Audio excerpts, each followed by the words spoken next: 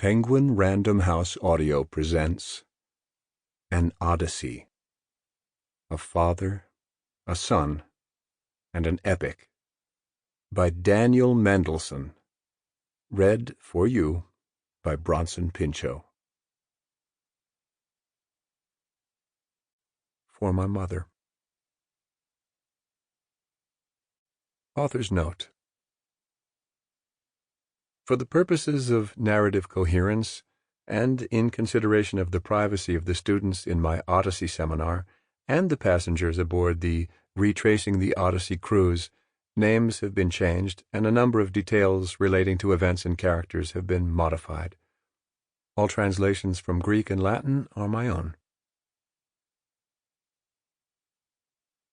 Proem.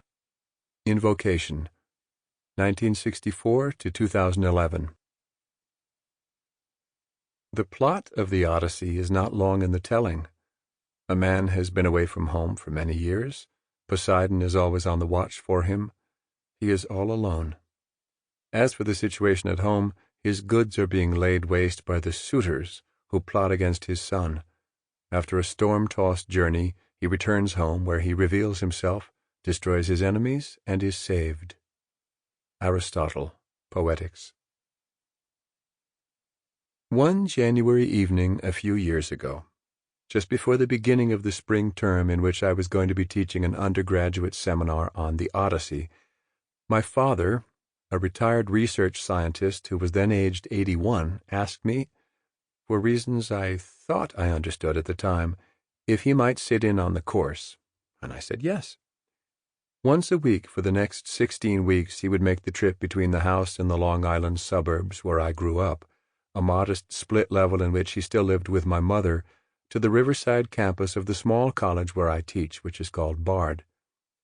At 10:10 each Friday morning, he would take a seat among the freshmen who were enrolled in the course, 17 or 18-year-olds, not even a quarter his age, and join in the discussion of this old poem, an epic about long journeys and long marriages and what it means to yearn for home.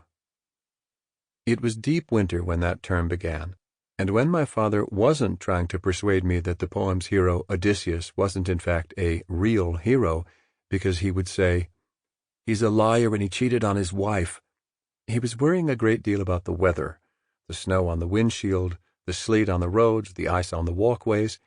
He was afraid of falling, he said, his vowels still marked by his Bronx childhood. Falling. Because of his fear of falling, we would make our way gingerly along the narrow asphalt paths that led to the building where the class met, a brick box as studiedly inoffensive as a Marriott, or up the little walkway to the steep gabled house at the edge of campus that for a few days each week was my home.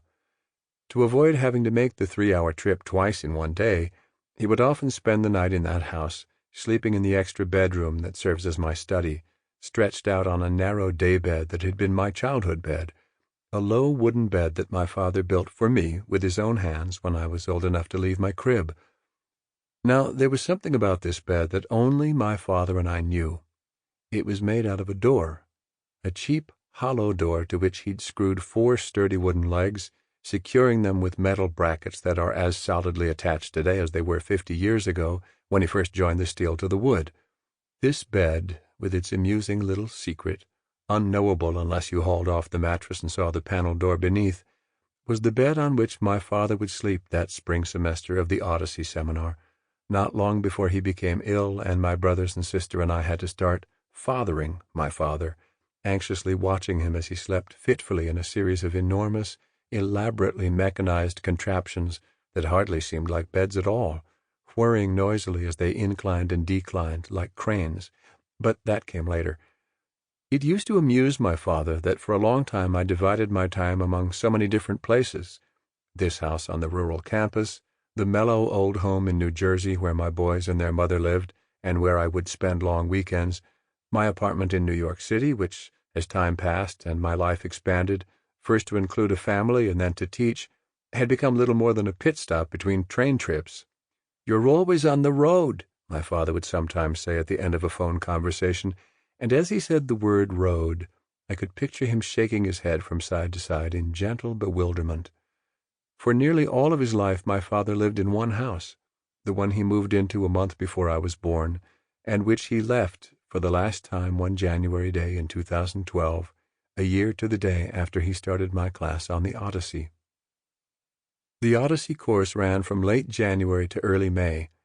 A week or so after it ended, I happened to be on the phone with my friend Froma, a classic scholar who had been my mentor in graduate school and had lately enjoyed hearing my periodic reports about Daddy's progress over the course of the Odyssey seminar. At some point in the conversation, she mentioned a Mediterranean cruise that she'd taken a couple of years before called Retracing the Odyssey. "You should do it," Froma exclaimed. "After this semester, after teaching the Odyssey to your father, how could you not go?" Not everyone agreed. When I emailed a travel agent friend of mine, a brisk blonde Ukrainian called Yelena, to ask her what she thought, her response came back within a minute: "Avoid theme cruises at all costs." But Froma had been my teacher, and I was still in the habit of obeying her. The next morning, when I called my father and told him about my conversation with her, he made a non-committal noise and said, "Let's see."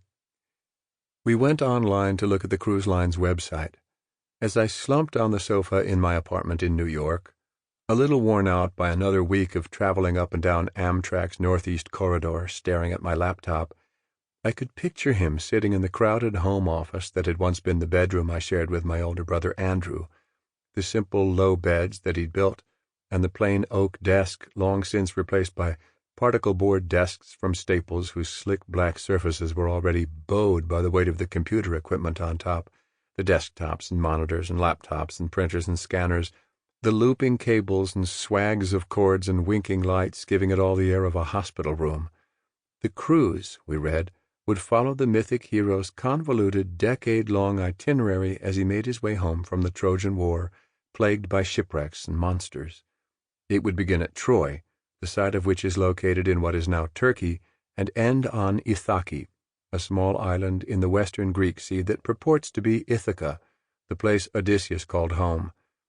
Retracing the Odyssey was an educational cruise, and although he was contemptuous of anything that struck him as a needless luxury, cruises and sightseeing and vacations, my father was a great believer in education, and so a few weeks later, in June, fresh from our recent immersion in the text of the Homeric epic, we took the cruise, which lasted 10 days in all, 1 day for each year of Odysseus's long journey home.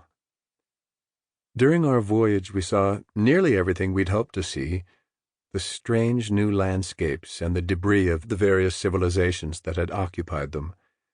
We saw Troy, which to our untrained eye looked like nothing so much as a sand castle that's been kicked in by a malicious child, its legendary heights reduced by now to a random agglomeration of columns and huge stones blindly facing the sea below.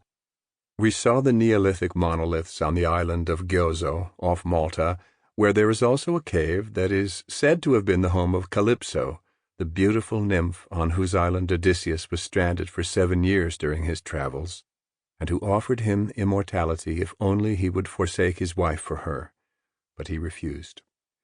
We saw the elegantly severe columns of a Doric temple left unfinished, for reasons impossible to know, by some Greeks of the classical era in Segesta on Sicily, the island where, toward the end of their homeward voyage, Odysseus's crew ate the forbidden meat of the cattle that belonged to the sun god Hyperion, a sin for which they all died.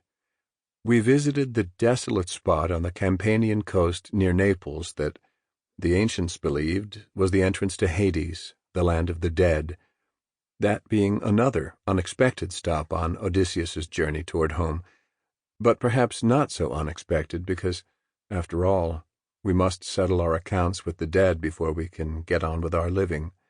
We saw fat Venetian forts squatting on parched Peloponnesian meadows like frogs on a heath after a fire near Pylos in southern Greece, Homer's Pylos, a town where, according to the poet, a kindly, if somewhat long-winded old king named Nestor is said to have reigned, and where he once entertained the young son of Odysseus, who had come there in search of information about his long-lost father, which is how the Odyssey begins.